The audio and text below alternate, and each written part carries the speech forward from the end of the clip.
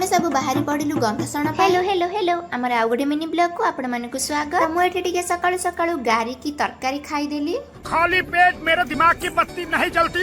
गुगुलु जेठी तार नीति दिनिया से खेल रे ही माती रहला। पाठ पढिबा टाइम रे आउ कोन से खेली परिबो सेथि पई परा म एबे ताकू फ्री छाडी दउची खेलिबा पई। खाइबा राजी हम थिला फुलकोबी भजिया को पणस तरकारी गाधे की मुडी के खाई की रेडी हे बाहर पड़िली। तो मामू ससुरंग झियंग बाहागर थिला तो सेथि मु जाईथिली।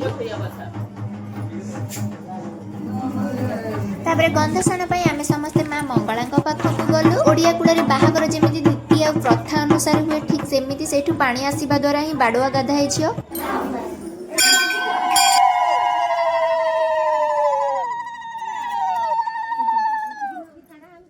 सेठु आसीबा परे मु टिके घरे गुपचुप खाई देली। गोल गोल गुपचुप जल्दी जल्दी जाई कि सब्सक्राइब कर दियंतु चुपचाप। मु कहिथिली ना सांग माने इयाडू सियाडू टिके न खाइले मो भातटा हजम हबनी। सेथि पई पर चिकन पकोडा टिके खिया गला। रहूची सांग माने।